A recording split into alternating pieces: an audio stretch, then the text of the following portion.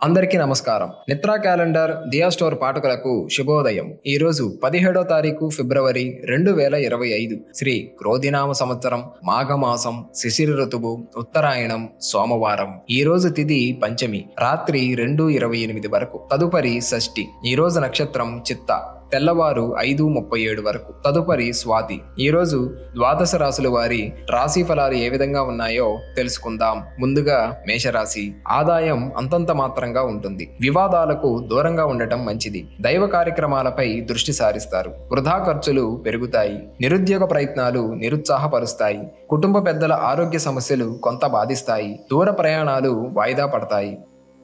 తదుపరి వృషభ రాశి. సోదరులతో వివాదాలు పరిష్కారం అవుతాయి. గృహమున శుభకార్యాలు నిర్వహిస్తారు. నూతన వాహనం కొనుగోలు చేస్తారు. చేపట్టిన పనులలో పురోగతి సాధిస్తారు. వ్యాపారాలు ఉత్సాహంగా సాగుతాయి. ఉద్యోగస్తులకు అనుకూల వాతావరణం ఉంటుంది. సంఘంలో విశేషమైన ఆదరణ పెరుగుతుంది.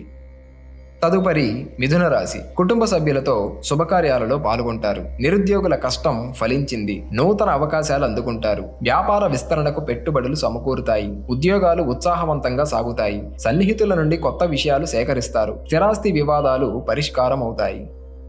తదుపరి కర్కాటక రాశి. కొన్ని వ్యవహారాలలో ఆలోచనలు కలిసిరావు. చిన్ననాటి మిత్రులతో అకారణ వివాదాలుంటాయి. బంధువర్గంతో మాటపట్టింపులుంటాయి. వ్యాపార ఉద్యోగాలలో నిరాశ తప్పదు. దూర ప్రయాణాలు వాయిదా పడతాయి. చేపట్టిన పనులలో ప్రతిబంధకాలుంటాయి. నూతన రుణ ప్రయత్నాలు చేస్తారు. తదుపరి సింహరాశి. ఉద్యోగాలు ఆశించిన రీతిలో రాణించవు. కుటుంబ వాతావరణం గందరగోళంగా ఉంటుంది. దూర ప్రయాణ సూచనలు ఉన్నవి. వ్యాపార వ్యవహారాలు మందగిస్తాయి. ఆధ్యాత్మిక చింతన పెరుగుతుంది. చేపట్టిన పనులలో జాప్యం కలుగుతుంది. ఆర్థిక వ్యవహారాలు అంతంత మాత్రంగా ఉంటాయి. తదుపరి కన్యరాశి. వృత్తి వ్యాపారాలలో నూతన పెట్టుబడులు అందుతాయి. ఉద్యోగస్తులకు అధికారుల అనుగ్రహం కలిగి పదోన్నతులు పెరుగుతాయి. నూతన వ్యక్తుల పరిచయాలు భవిష్యత్తుకు ఉపయోగపడతాయి. ధన వ్యవహారాలు సజావుగా సాగుతాయి. సమాజంలో మీ మాటకు విలువ పెరుగుతుంది. సంతానానికి నూతన ఉద్యోగ అవకాశాలు లభిస్తాయి.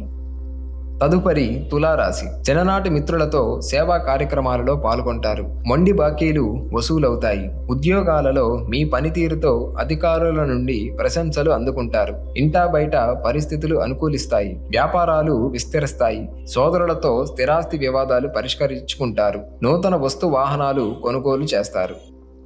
తదుపరి వృశ్చిక రాశి. బంధుమిత్రులతో ఒక వ్యవహారంలో వివాదాలు తప్పవు. చేపట్టిన పనులు మధ్యలో విరమిస్తారు. వ్యాపార ఉద్యోగాలు సామాన్యంగా సాగుతాయి. గృహ వాతావరణం చికాకుగా ఉంటుంది. పుణ్యక్షేత్రాలు సందర్శిస్తారు. ఆర్థికంగా కొంత గందరగోళ పరిస్థితులుంటాయి. దూర ప్రయాణాలు వీలైనంత వరకు వాయిదా వేయటం మంచిది. తదుపరి ధనుస్సు రాశి. ఇతరుల వ్యవహారాల్లో జోక్యం చేసుకోకపోవడం మంచిది. సంతాన విద్యా ఉద్యోగ ప్రయత్నాలు మందకొడిగా సాగుతాయి. కుటుంబ సభ్యులు మీ మాటతో విభేదిస్తారు. వృత్తి వ్యాపారాలలో శ్రమ తప్ప ఫలితం కనిపించదు. ముఖ్యమైన పనులు వాయిదా పడతాయి. దూర ప్రయాణ సూచనలు ఉన్నవి.